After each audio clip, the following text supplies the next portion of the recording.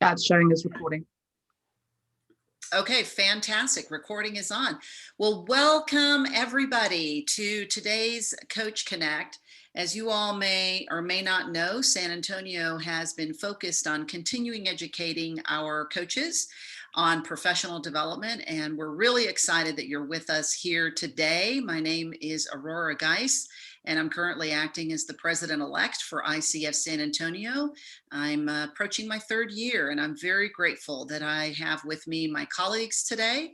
I have Carissa Gay, who is our past president and has really led this organization to where it is today, a tremendous amount of growth. And also we have Roger Hall, who's acting as our director of military affairs. He's been tremendous in really creating opportunities in the community to serve our military. So before we get started, just a couple of things I wanted to mention to you all. We do have an app, and this app is really incredible. If you download it, you can go to the Google app or iTunes app store. Why do you want another app? Well, if you're a coach and you're part of our community, it's really great for you to track your upcoming events. You don't even have to come to our website. And where we're going is having folks register for events on their website. We're trying to reduce that email clutter in your mailbox by sending all these notifications, but instead, you can go online, go into the app, and even now we can check you in from an app that you've attended the event, so that when you are submitting your CCEUs to ICF Global, you have a number of events where you've actually attended. So we encourage you to download the app. And also for today, we have our Coach Connect. As I mentioned earlier on, this is like a podcast style. It's really more engaging. We want you to engage in the conversation with our speaker today. And we're very excited that you get to learn about topics, how to really enhance your coaching skills. In addition to that, I mentioned that we record these sessions. So we know it's really important that we offer you this opportunity to really be in the conversation and you're authentic in the conversation. And because this is interactive with a lot of sharing that's going to be taking place, we're very sensitive that there could be some revelations or some facts that you disclose. If there are any issues where you've disclosed something, just send an email to contact@ICFSA, and what we can do is take a little blurb of that section out. We really want to honor this time to have a safe space of communicating what you're experiencing. But again, feel free to send a message and we can edit that information, that conversation. Another quick announcement, peer coaching. For those of you who are members of ICF San Antonio, we are now offering peer coaching where you can receive the benefit of having a coach work with you and you work with a coach. And it's pretty simple. The way that it works is you submit a form. We have it online. If you go to our website, we have a peer coaching page. And on that page, you can sign up to receive peer coaching. It really allows you to sharpen your coaching skills as you're getting coached and you're coaching your peer coach. It is free to members. And another quick announcement for those of you who are not members, and even if you are a member, come to our membership orientation session. We do this the very first Wednesday of the month. We include topics of how to navigate in our membership, how to be active, and we have other announcements that we'll be covering during the membership orientation. Next one that we have scheduled is going to be on April the 7th at 6 o'clock. So we hope that you will join us. In order to sign up, go to the app and sign up for that event. One other item, we have a scholarship program that we are launching. We know that now is the time, especially as we're coming out of the pandemic, there is a great need for more coaches to really serve our communities. So the scholarship program is to help underrepresented populations that are serving clients through non-traditional coaching specialties. And this scholarship fund is going to sponsor coach training and certifications for these individuals. So we hope that you'll partner with us and provide funds or donations. We're kicking it off on April the 1st with our Coaching Excellence event. And we're asking for donations to fund this program. For more information, we have this on our website. You can go to icfsanantonio.org and you'll see a page that is on our scholarship fund, or feel free to email membership@icfsa.org. So today we have Sue Mann who is joining us, and Sue Mann is going to be talking about a conversation on workplace bullying and toxic environments. And the beauty about Sue, as we were chatting a little bit, is that she's very well versed in this topic and has done a lot of studying around how in our own minds and our own behaviors and how these dynamics of a relationship are affecting us or providing an opportunity to grow. So she really is going to be helping us in how we can get unstuck or perhaps feel disempowered by toxic workshops.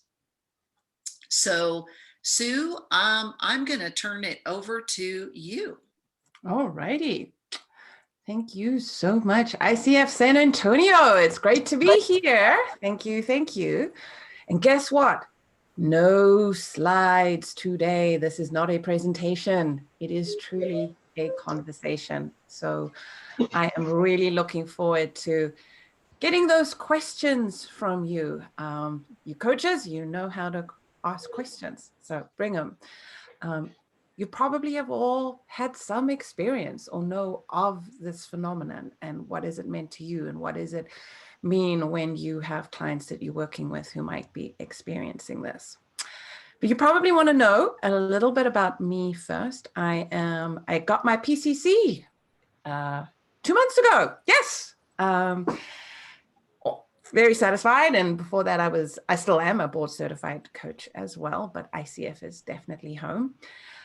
Like so many of us, my path into coaching was not one I ever anticipated. I never in my life thought I would be a coach.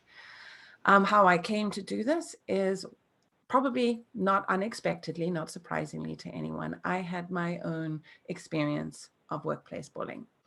That was 2017. It was horrific. Full on PTSD, mental health, nervous breakdown. Couldn't move off the couch for 2 months. Suicidal ideation, hospitalization. Yeah, it was a trip. And before everyone came on, Roger and I were also talking about the concept of post-traumatic growth. So there's PTSD, or many ways I prefer to call it PTS, post-traumatic stress injury, rather than a disorder. I am also a certified community resilience model from the Trauma Resource Institute. So I'm very much a trauma-informed coach, because the work I do, I really need to be. There's so much trauma involved with workplace bullying. But there's also post-traumatic growth, and I experienced that. It was kind of this, my phrase from it when I did my talk at Cornell University was, I broke down to break open. So the breaking down is really a breaking open. And I sort of finally shed the lifetime of that armor, those of you who know Brene Brown, or that armor that I was wearing, and just experienced the most sort of profound spiritual growth, who I am, what I am, courage, compassion. I haven't stayed on that high quite as much as I would have liked to, but I have experienced it. And it was really from that I was like, which is not an uncommon thing at all for people who have experienced, gone through very traumatic experiences, to become advocates, activists, and advocacy people. And so, yeah, workplace bullying is very much what I brought me into coaching and what I want to help people with. I also am a contract coach for BetterUp. Some of you might know BetterUp, some of you might not. I enjoy that a lot. And interestingly, because BetterUp mostly does bringing coaching at scale into organizations. So mostly it has organizational contracts. And I would get occasionally people through there who were clearly coming in because of their toxic environment. But now BetterUp has also launched a BetterUp Direct, which is a way for people to just subscribe onto the BetterUp platform without having to have an organizational contract in place. And it's been fascinating because a lot more people now are approaching me through that one because I very specifically put workplace bullying. That I'm a survivor and a thriver post-bullying. Not that I've gone back into corporate. I've always said I never want to have a boss again after that experience, but I get to coach people on having bosses and being bosses. So maybe it's hypocrisy, but anyway, it's what works for me. I love being self-employed. And probably people want to know where the accent is from. It's South African. I grew up in South Africa, apartheid South Africa. It's very much part of my story as to why I landed up ultimately being bullied and why I was susceptible to PTSD. And I served as a diplomat for 8 years, for the first democratic South African administration. I was in the Foreign Service with President Nelson Mandela. It was an amazing ride. Was there for 8 years and 6 years in the Middle East. So there's also that in my past. So that's a little bit about the accent and how I come to be here. So to kick us off with a conversation, I think I'd probably just like to start with, well, what is workplace bullying? How do we define this thing? And does it differ from toxic environments, toxic workplaces or not? There is no single definition of workplace bullying. It's a phenomenon that has been studied. It's being studied across the globe. It was the British who actually first really coined the word workplace bullying. Before that, it had primarily been called mobbing. And this is coming out of the Scandinavian researchers.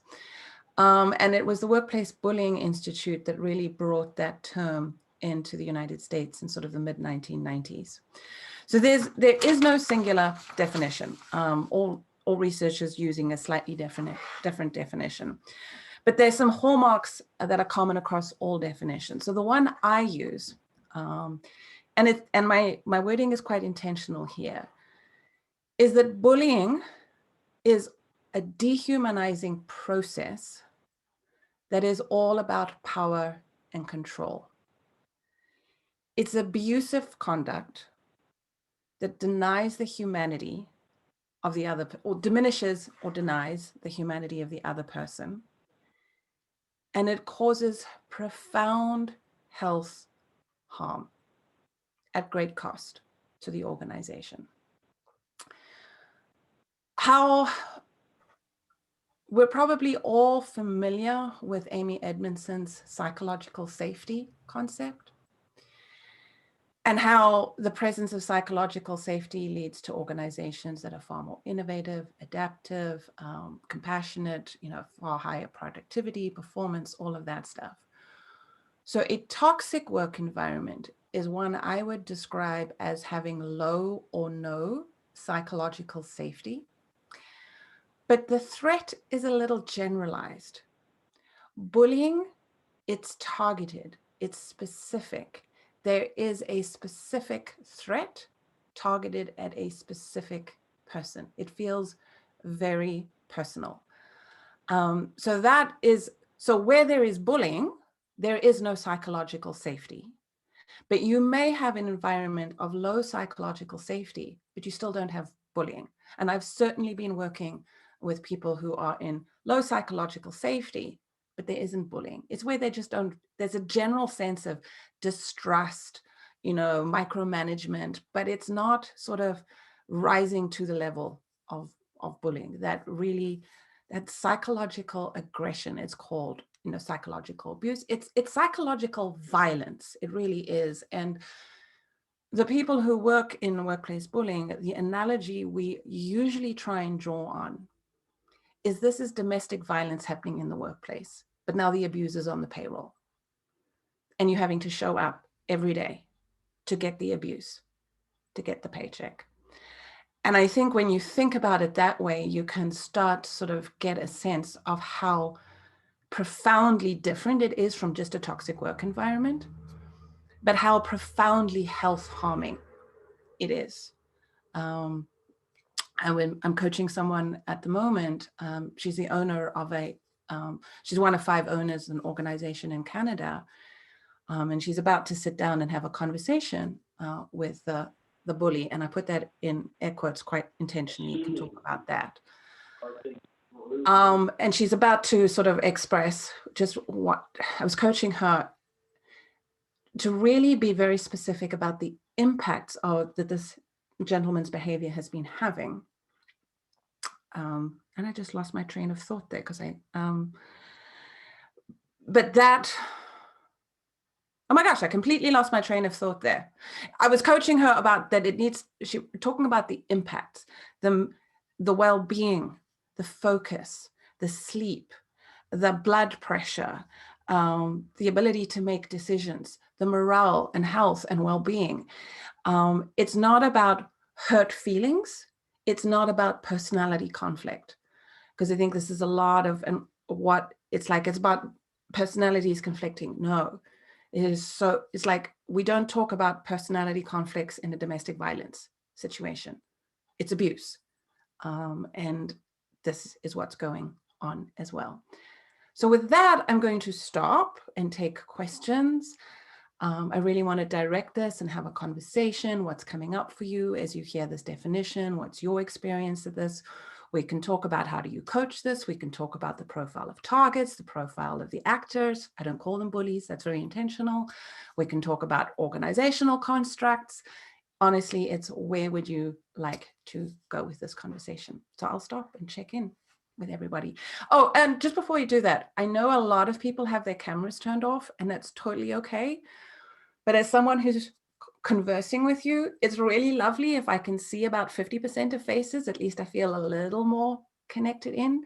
So if you do feel willing and able to turn your camera on, it would be lovely. But I also totally recognize that, you might be cameraed out. Totally fine. Might not want. So anyway, just if you can, I would love it, but I also understand if not. Sue, thank you for a wonderful introduction. I wanted to ask if you could share with these coaches a little bit more about the differentiation that you described in an organization, where you talked about in the organization there's some micromanaging, which is very different from psychological aggression. Can you expand some more on that? There are different modes of bullying: active threat and sort of passive threat. Microaggression, not microaggressions, but micromanaging in and of itself may not be bullying. It's sort of, how bad is it? But when it's coupled with sort of demeaning language, when it's coupled with particularly withholding of resources and information, then it's starting to move out of just being like awful management to being having that impact. Micromanaging by itself, if we still largely feel safe with a person, it's just annoying. But when we do, but it is absolutely a tactic that can be used by the actors, but we won't feel safe with them in other ways. We will feel profoundly threatened and sort of destabilized by the entire management approach, that we can do nothing right. Because there's a stickler, right? Someone who's just a stickler. But then there's the I can do nothing right for this person. If I do it that way, they want it this way. If I do it that way, then they keep on changing the rules. The goalposts keep moving. I can never do anything right. I'm not allowed to make any decisions for myself ever. I'm questioned. I feel like there's someone like over my shoulder the entire time. that is when it's starting to edge a little bit out of just like being toxic and what have you, into actually potentially being health harming. But to the point of, this is what I think is so hard for people to understand, and this is from the trauma-informed lens. Just because it doesn't look like bullying to you doesn't mean it's not bullying to them. It's an innately, in trauma, we know that trauma is innately subjective. And so we will say with bullying is, if there is no harmful impact, it's not bullying. It's just offensive behavior. It might be irritating, annoying, offensive behavior that we don't like, don't enjoy, don't want. But it's when it is starting to have that profound harm on our sense of self, our identity, who we are. Now it's becoming bullying. Does that answer your question, Aurora? Yes, thank you. I have it there as people start listening to some experiences perhaps that they've had, and the fact that you're providing this framework helps people understand what's happening. It's like a spider web that is being built, and the spider controls who comes in and out, and when or how they get devoured, which is an awful metaphor, but that is in alignment with what you just said about this offensive behavior, and when it causes profound harm on the sense of self. So as questions, maybe if people want to come on and ask questions, I will ask another question, and that is tactics. Yeah, go back to that metaphor of the spider, and they kind of start hitting the string on the web to make the fly think that there's food, right? Mm-hmm. But what are some of the tactics that individuals use when they are creating this atmosphere of an offensive behavior? Give us an example of what that looks like. Yelling at you, aggressively leaning into your space, sabotaging your work, withholding information and resources from you, then blaming you for not knowing something, not telling you about a meeting, isolating you, excluding you, enlisting support, denigrating you outside so that you become pariah, routinely blaming and criticizing you, always insisting on getting their own way, never apologizing, taking no responsibility for their own behavior, frequently being impatient, treating you like you're incompetent, spreading rumors, lies, and half-truths, denying them, and then denying them, ridiculing you, calling you names either to your face or behind your face, playing tricks on you, somebody comes into a meeting and that nasty trick, and everybody's silent treatment, non-responsiveness, emotional outbursts, the anger, making up rules on the fly, changing the rules on the fly, ignoring you, just never returning a greeting. Can I go on? It's like the list is like the tactics are as endless as it can be. Yeah. But you're starting to get a flavor of they're all tactics that make you feel, and this is what I use, dehumanizing. They make you feel like you're a less than human being.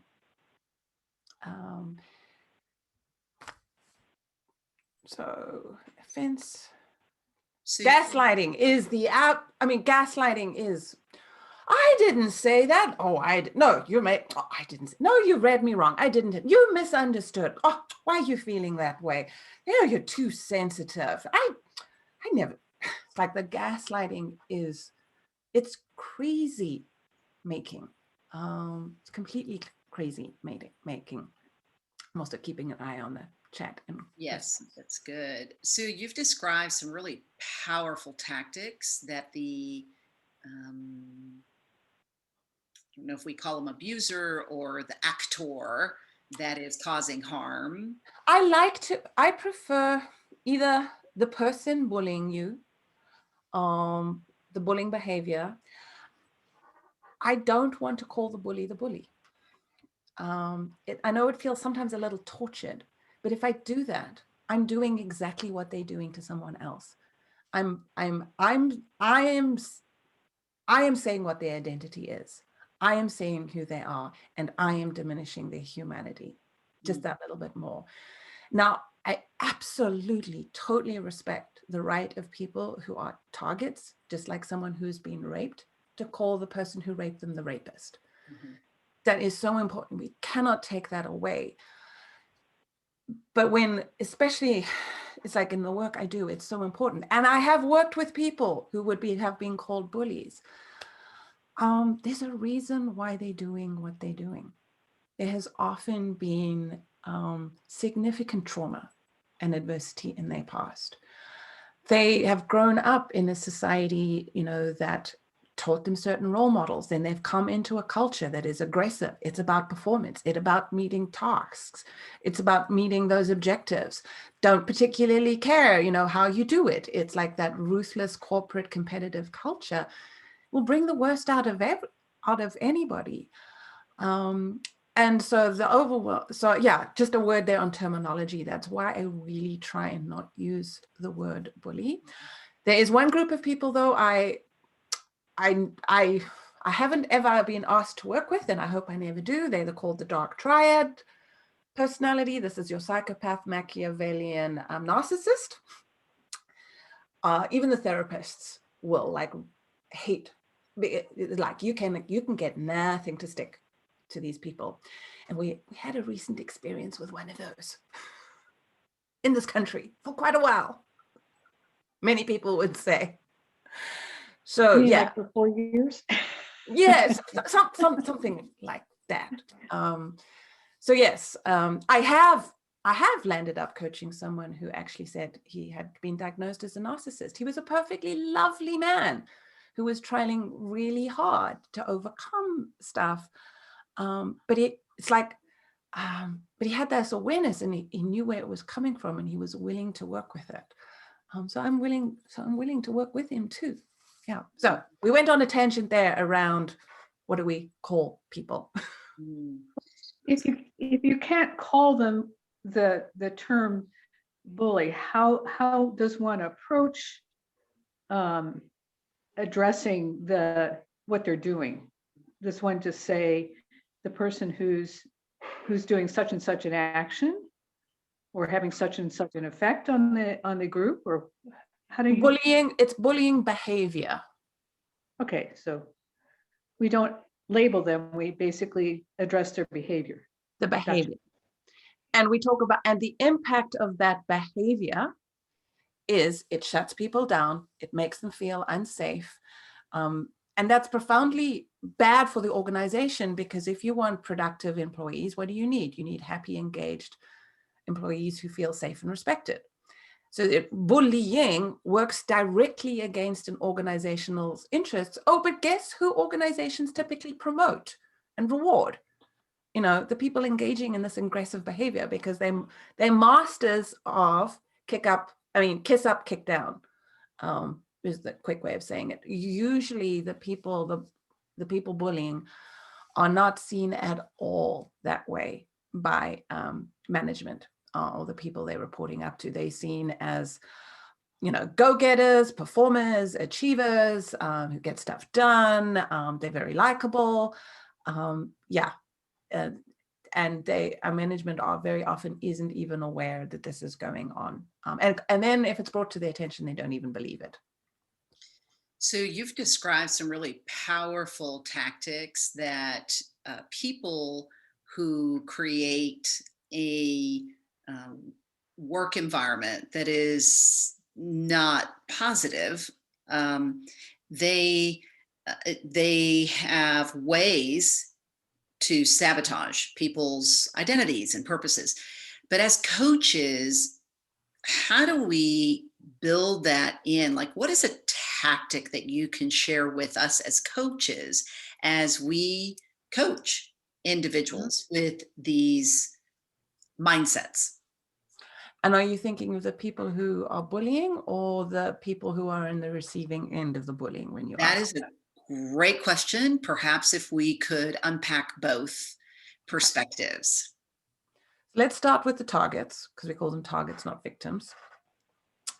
Validate, validate, validate, validate. Believe them.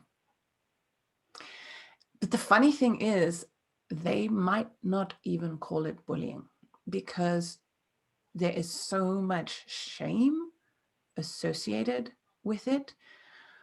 I had it just the other day. I'd been coaching someone for 6 months, and we were coaching all around the issue. You know, wanting to be more assertive, wanting more executive presence, wanting more confidence. And only after about 4 months did we get into how profoundly unsafe she felt with her supervisor. And I sort of then, and I was like, you know, that caution between, do you put an idea in someone's head versus are you validating? I said, you know, this almost sounds like it might feel like bullying to you. How does that sound? Yes. It's like having it named for people. So they might just understanding, they might come to you for every other reason under the sun than calling it bullying because they don't want to name it. But listen carefully, you know, use those coaching skills to ask and then when appropriate, say, hey, might this feel like bullying to you? And see how they respond, kind of. And then, sorry, someone just showed up at the door to drop a package. And then in terms of coaching, this is where coaching can get really tricky because I think we want to jump into, in some ways, we know that it can't be, they had some role to play, right? But what is that? I mean, but it's like the blaming the victim. We might not intend it at all, but it can absolutely come up with our coaching. It's like, well, what are you responsible for here? You know, what is yours to own here? Even well-intentioned questions like that too early in the process can be profoundly problematic. And so what we really need to do is, it's the idea of no one ever shows up at work wanting to be demeaned and diminished and wanting to be treated this way. There is no provocative target. Coming back to the domestic violence or the rape analogy, in some ways we've moved sexual harassment understanding is moved far ahead of where we are in workplace bullying. But you think about all the victim shaming that we did with rape, a lot of the same stuff is happening in bullying. And we as coaches, we might not be thinking we're victim shaming or blaming at all, but we can jump too quickly to thinking, well, you know, they had to play a role here. The role they played is probably their own mindset, particularly their self-concept around who they are, their own sense of identity. They tend to be quite shame prone, very often very high standards, but a very contingent self-esteem. They need a lot of validation, feedback. And so they don't have that sort of strong, healthy sense of self to set the boundaries. That's what they own. But they didn't cause or provoke this behavior. They didn't walk in and ask for it. And so coaching needs to be really gentle around this to sort of let them, because as I was just blogging yesterday, if anything, targets tend to take on too much accountability.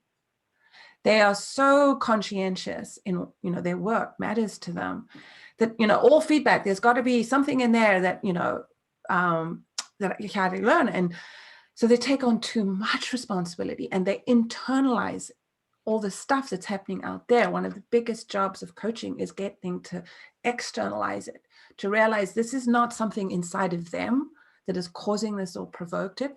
This is behavior that's out there that other people are engaging in. So getting them to externalize that rather than internalize it. And of course, then the exact opposite is happening for, the actors. They don't take enough accountability and responsibility for their behavior. It's always everybody else is to blame. Everyone else is at fault, never them. So that's coaching the target. Let me stop there, take questions, see what's coming up as we think about coaching targets, because it can feel like you're on sensitive ground, because one is. Sue, thank you for that. Marlo has her hand raised. Marlo, you want to come on? Hi there. Yeah, so first I want to go back to something you mentioned earlier. You said that just because it doesn't look like bullying to you doesn't mean that it doesn't look or to me feel like bullying to that individual. Mm-hmm. I think that's huge. And likewise, on the other end, just because it looks like bullying to you, to the point that you just made, an individual may not be at a point yet where they even realize what's being done to them. So not being a coach, I think it's really important for me as a in my position and just as a human being in general, as a violence prevention integrator. One of the things that we're responsible for is really creating a positive environment, or creating strategies to have as positive an environment as possible, so that, just like you said, folks love coming into work every day. So as a person who's not a coach, but say, for instance, as a team member or someone who's responsible for putting together curriculum that kind of talks about reducing violence or helping to eliminate violence. Just like you mentioned before, psychological violence is violence as well. So that being said, what is the best way for a person, say, for instance, who's not a coach, to when they see something that does look like bullying going on with one of their coworkers, or someone that they have a good relationship, a good working relationship with, what is the best way for that person to address the situation with that individual? Oh, so much heart there. The word that comes to mind is be an upstander. That, just like with everyone else, validate their experience, be the upstander. It's, because so much of this is like coworkers and colleagues.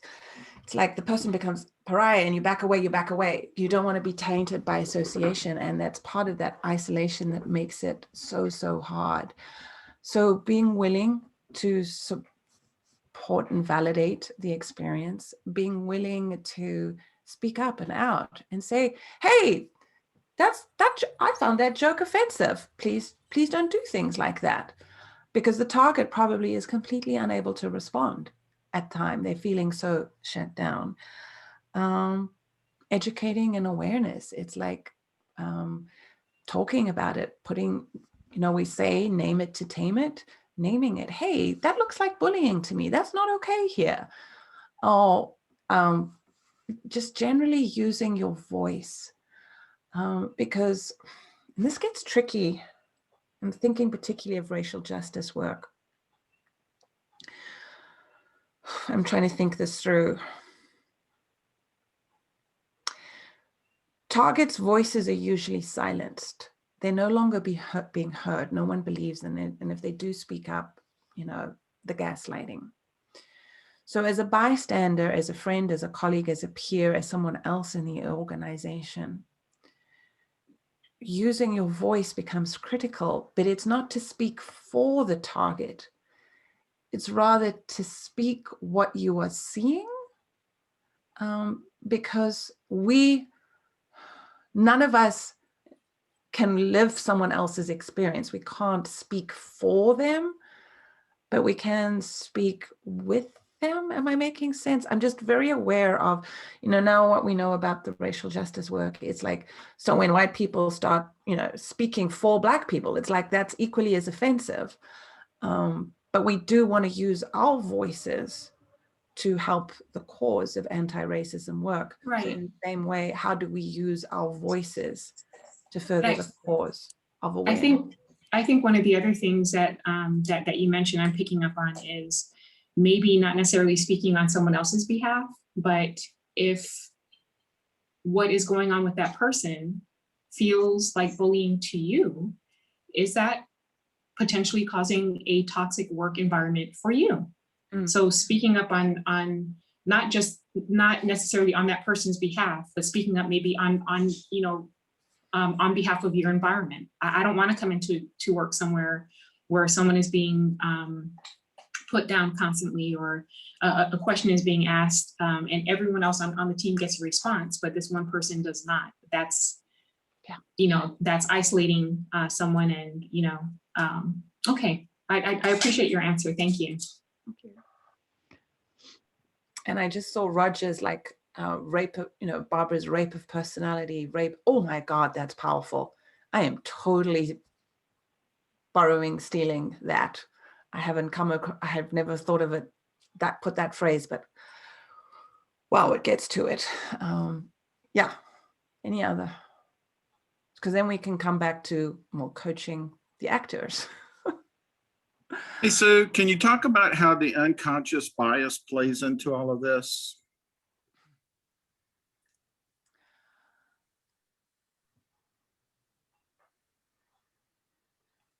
It's like it's everywhere, right? It's everywhere. And there's so many biases that are at play here. I think one of the strongest ones is the fundamental attribution error. The fundamental attribution error, which is the idea that anything good that happens, we must have done because of something inside of us. There are various ways it plays out. Anything good we did because of our, stable innate trait, but anything bad is because of luck or bad circumstances or someone else's fault. Anything bad, so when we see the fundamental attribution error, which is like the blaming the victim, is that if we see someone being treated this way, they must have done something to deserve it. So we see that the fundamental bias that runs through bullying is that we see personality, not system. And bullying in a workplace is always as a result of a system that tolerates it or encourages it. And we don't have bad apples. We have a rotten barrel that is rotting the apples in the barrel. And so the basic fundamental bias is we think it's about individuals and personalities. It's not. It's always about systems. Because how do we know this? As soon as the system stops rewarding, encouraging, or tolerating bullying, bullying stops. So bullying is an opportunistic behavior. As soon as the costs of bullying are higher than the rewards, the bullying stops. Who can impose the costs? Not the target, only the organization. It's the organizations truly have. But how often does HR go, oh, it's personality conflict? It's not personality conflict. I would say, drawing on my NVC work, personalities are never in conflict. Strategies to deal with difficult emotions, those can be in conflict, but personalities aren't in conflict. Mindsets, strategies to deal and offload with difficult emotions and hard stuff, those can be in conflict, but not the personality. So yeah, that to me is sort of the fundamental bias. And there are lots of others, all the other biases of how they play out, all the cognitive distortions on both sides, on both sides for both the actor and the target. Great question. Was there a question earlier?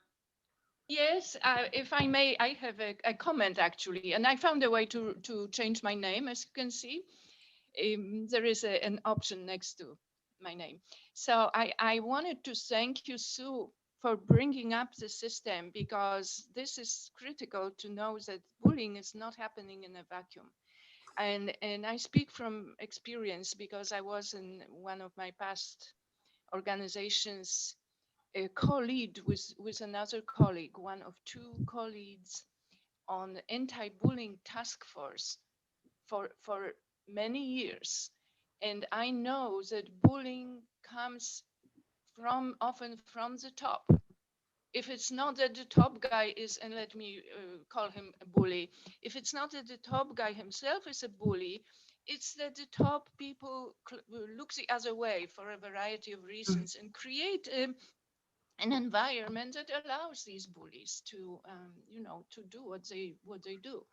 Oftentimes, the reason is very opportunistic for looking the other way. It's that the bullies oftentimes are rainmakers, high achievers that bring, benefit, profit, revenue to the organization. And that's why it's often tolerated. And I would say they appear to bring a lot of benefit Oh yeah, I to the know. organization, but it's only because the costs are not visible, but the costs are absolutely there.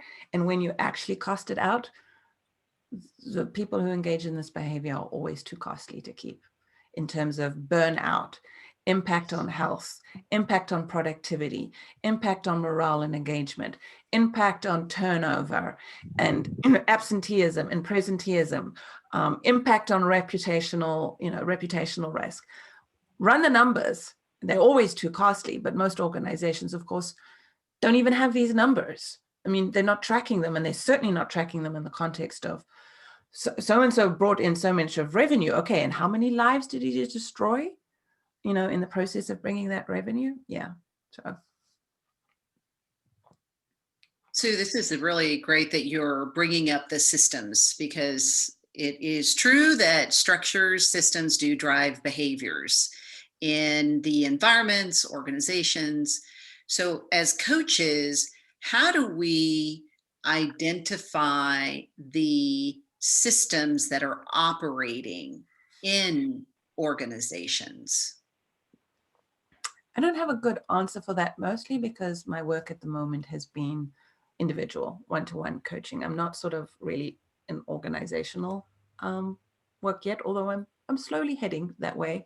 When I started on this, I didn't want to touch it with a barge pole for obvious reasons. How do we identify it in organizations? Whenever you start seeing high turnover, would be a really, it's a late indicator. It's a late indicator. If there's one thing that targets do is they stay too long. 360s can surface it, but there are a lot of problems with 360s as well. Performance appraisals don't surface it. In fact, in most cases, performance appraisals can be are weapons of choice of many of the actors. I think one of the other key ways to surface it is when you're doing those organizational climate surveys. Do you have those psychological safety type questions in there? Yeah, Robert Sutton's the no arsehole. I think Robert Sutton is the no arsehole rule, right? Yeah, the no arsehole rule. Doing those sort of pulse surveys and being intentional about what questions you're asking to surface it. But you got to be careful with that, because if there's low trust in the system, people aren't going to tell you anyway, because they know it can be held. If they have any sense of this can come back to them, they're not going to say it.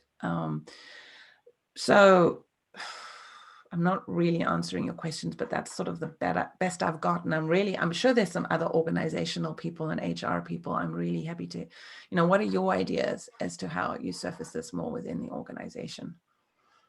It's very interesting, Sue, because one of the things I immediately go to is understanding the structure of the organization. Like, what are the accountabilities and the authorities in the organization? And sometimes the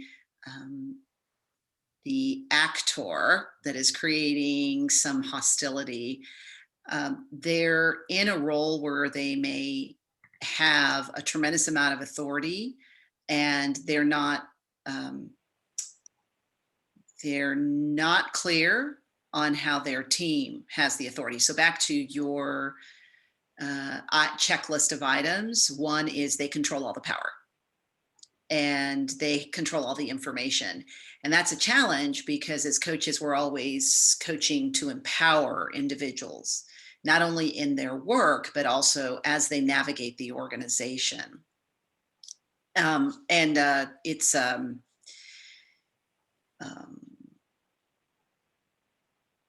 Dr. Elliot Jacks is who I was trying to refer to. He is a father of organizational development. It's called Requisite Organization, and it's really powerful. And it really, I highly encourage coaches to read up on his work because it does give you an arsenal of tools and languages that can really help you understand what is happening from a structural or systemic perspective of organizations and how the individuals can navigate.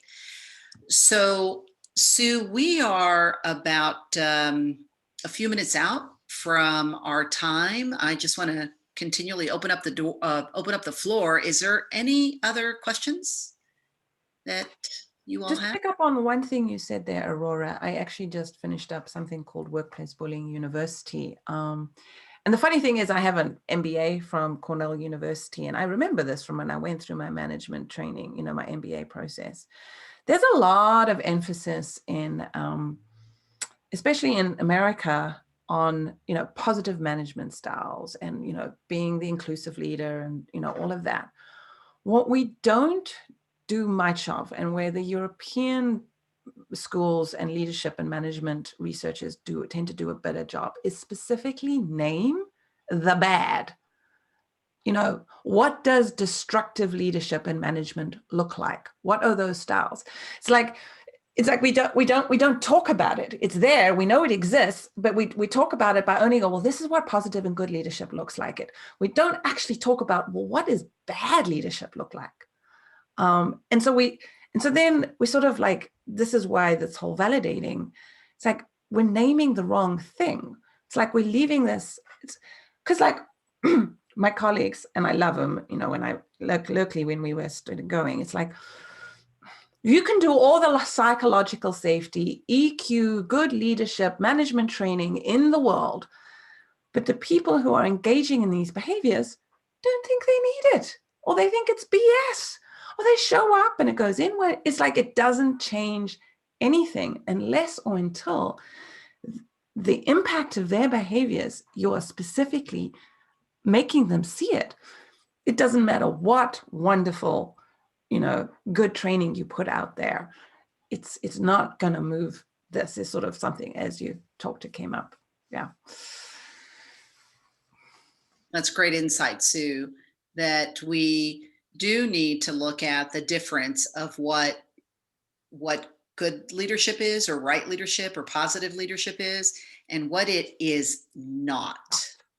Because we all know what it isn't. It's very easy for us to list it off, but we don't specifically sort of talk about it. We just, you know, we go, oh, well, you know, these are how you develop these positive leadership traits. Yeah, seen a lot of that.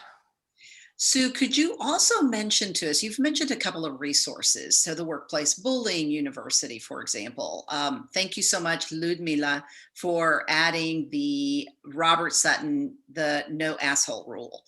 Are there any other resources that you would recommend that coaches read or follow to really equip them with an understanding on how they can help their clients navigate this environment? Mm-hmm. So Gary and Ruth Nami from a Workplace Bullying Institute, they do a survey every 3 or 4 years. Their most recent survey is done now in the pandemic, January 2021. They have some fabulous resources on the Workplace Bullying Institute page.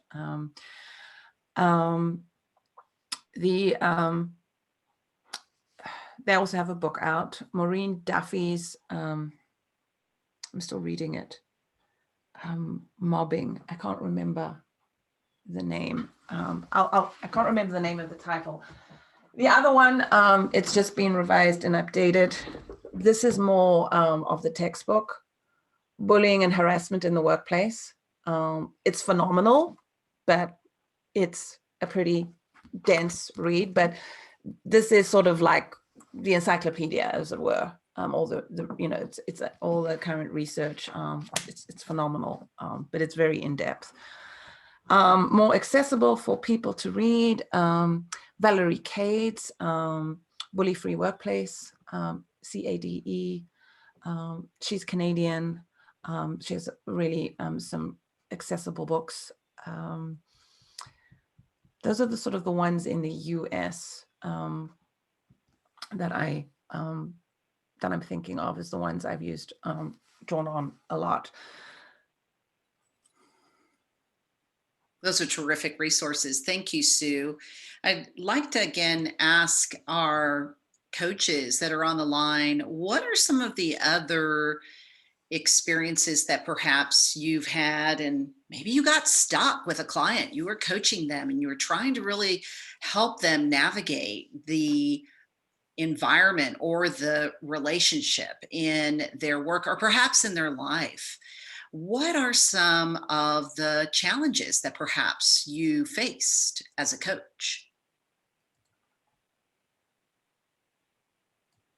Is that a question for me?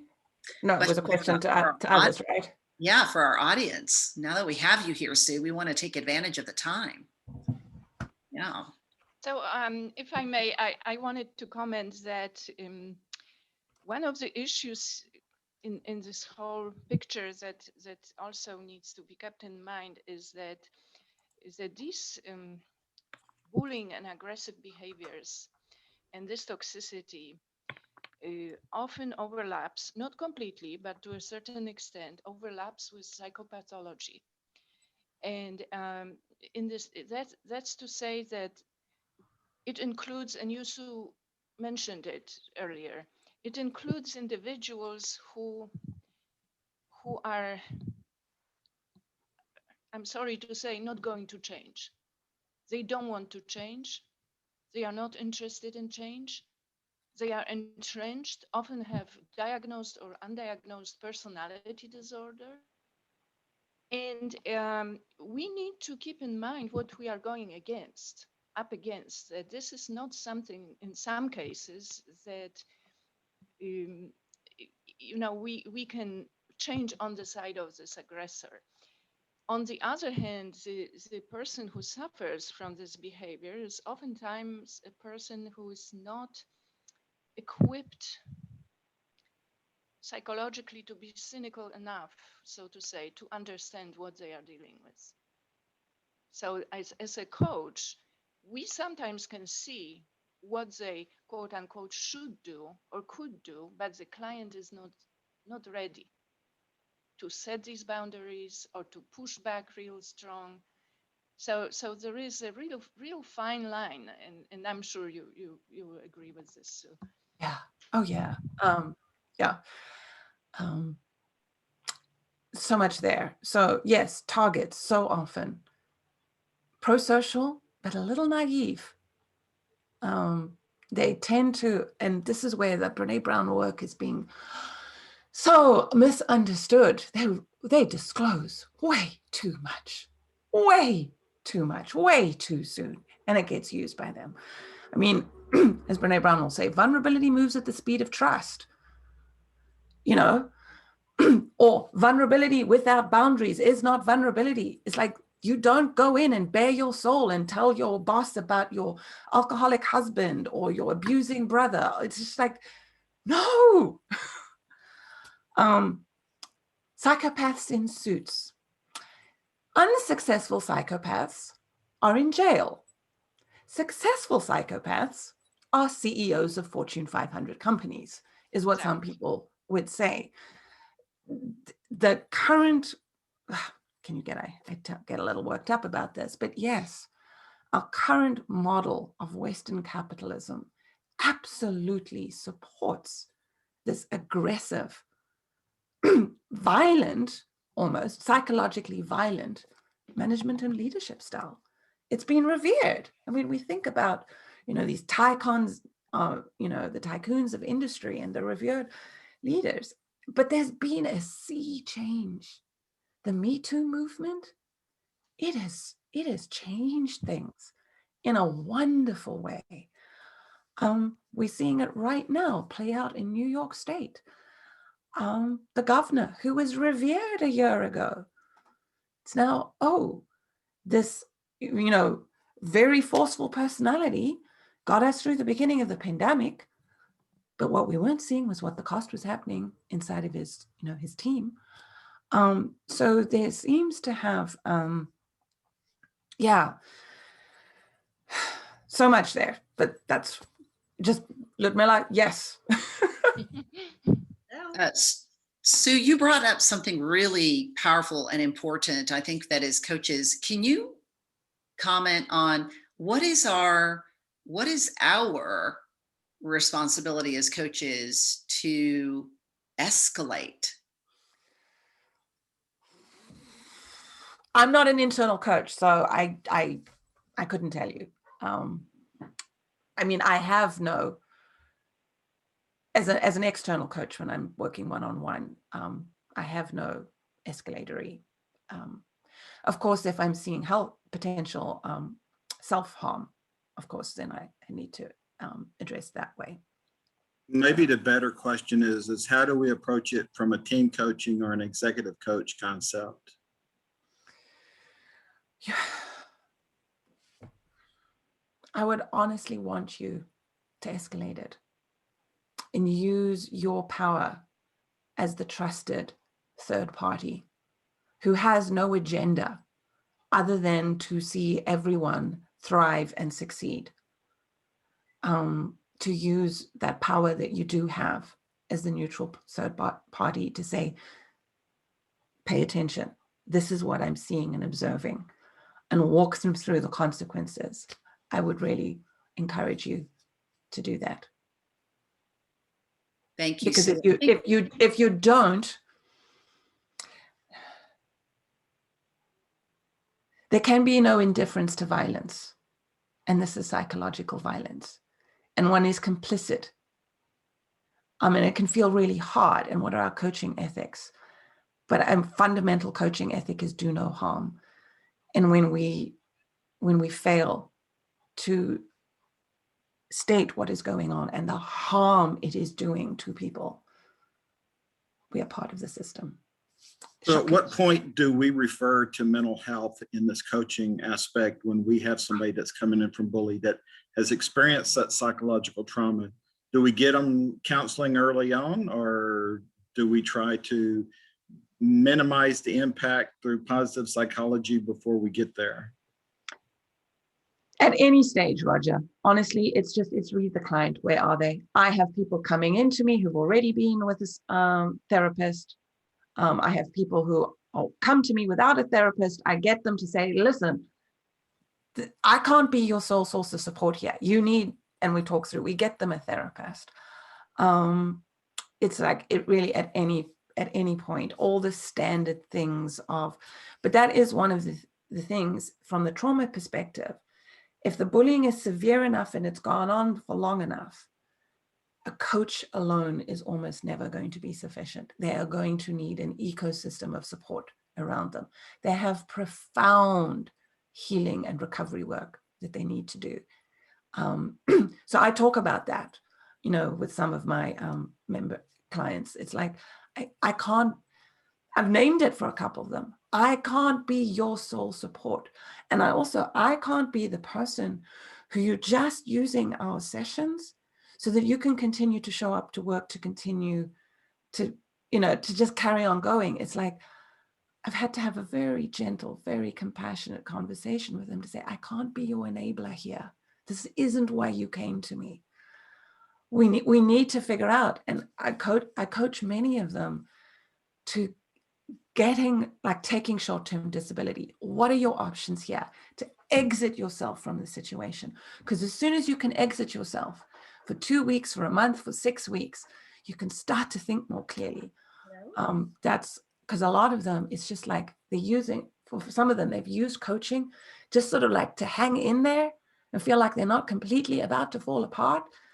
But it's like, I'll do that for a while, but then at some point it's like, no. I cannot be the enabler here. But I do it with a lot of gentleness and with a lot of love. Wonderful, Sue. Dorothy, did you have, yes, please share. Please share your comment. Thank you. I'm not, like I said, I'm not sure it's really relevant, but in some ways it is from a leader standpoint and a culture I walked into over 10 years ago. It is so interesting because I worked in the education business and that, that part of my life, and went back after I retired and got my life coaching. So looking at it from a different view, I work with a lot of educators. I work with a lot of church nonprofit type groups. And what I walked into was a culture of a lot of turnover, very unhappy people, you could just tell it was dysfunctional working with children. And there was this underground bullying going on by someone who would not necessarily you thought it would. And after about 6-7 months, figured out that, and I would never have known, but until this one teacher trusted me enough, and I trusted her enough that she had told me a complete lie that this person said that I had said to another teacher. And so I had a group of teachers who didn't trust this little group who were the bulliers, and another group that was just, absolutely afraid to do anything that would go against them. And as my husband calls him, the one teacher was a grenade thrower, and then just backed up and watched it happen. And that person was also related to the upper management, and which was when I made the decision to let them go. Oh, it got awful. It was awful, but I learned so much. But for the next 9 years, what was done in that environment was so much healthier. Would never have thought. And I'd worked in a lot of different places. I'd never had experienced anything like that. And so it is the trust. I just think it happens in the educations, that there's so much of that in schools, this underlining going on with the educators in the classroom. So that was just my. And I am aware, as I said to Aurora, I have a 2:00 coaching call. I'm in Eastern time, so I'm going to have to hop off in a minute or two. Can I just say one thing before I hop off? Yes. I would love it if those of you who are connected into SHRM chapters or your chambers of commerce, I'd love to come and, I want to keep on talking about this. Of course, that's part of business development for me, but also just part of awareness. So if you feel like there are any SHRM chapters or chambers of commerce or anyone who you might like to refer me to, or make an introduction, I would be extremely grateful. So that's my plug. Sue, thank you so much for an incredible and lovely conversation, even though it is very challenging what people are navigating through. But the way that you presented it is with a tremendous amount of care and kindness. And thank you for the tools as well. So before we sign off, Sue, how could people get in touch with you? So I'll put it in the chat quickly because that's so much easier. You can email me at sue.mann@sensurising.com. The website is sensurising.com and the phone is 607-319-3105. Wonderful. Note that my website's very much geared towards targets. So I don't have, sort of the organizational side there as well. So just know that it's very much there for my private one-to-one coaching. Wonderful. Thank you again, Sue. And just a few more items that I wanted to share with coaches before we disconnect here is our branded series. Just a couple of reminders. We have our Coach More, Coach Better, Coach Connected. This is in line with ICF Global as we're continuing to add value to our coaches. So every first Thursday of the month, we have our Coaching Excellence series, which is kind of like a coaching mastermind for coaches. And then, of course, you just experienced today the ICF San Antonio Coach Connect, where we bring in experts in their domain, and we have that every fourth Tuesday. So the ICF Southeast Regional Webinar Series, that's every second Thursday. This is where we come together with all of the ICF chapters in the Southeast, and we have incredible topics that, again, advance the coaching skill. And our partnership with the Association of Change Management Professionals and ICF Texas chapters, we have an event every quarter. And if you missed any of our events, we do have them posted on our YouTube channel. We also have a SoundCloud channel, and we also have a Vimeo channel. So you can listen in on any of those events if you missed an event, a free event typically. Upcoming events, we have April 1st, the Coaching Excellence, the secret ingredient for diverse clients and career success. And April 7th is our member orientation. On the 8th is our Southeast Regional Webinar Series, How to 100 Times Your Impact as a Coach. And then our next Coach Connect on April the 20th is Blue Health Coaching, a toe in the water. And then in May, we have our orientation and our Southeast Webinar Series, Why Ethics Matter in Coaching, an update on the new ICF Code of Ethics. And again, follow us. We're on every social channel: Facebook, Twitter, Instagram, LinkedIn, YouTube, Vimeo, and SoundCloud. And if you haven't already, join our Slack channel where we continue the conversation for coaches to engage with each other. All right. So with that said, thank you again, Sue. Thank you all for attending, and we look forward to seeing you at our next event.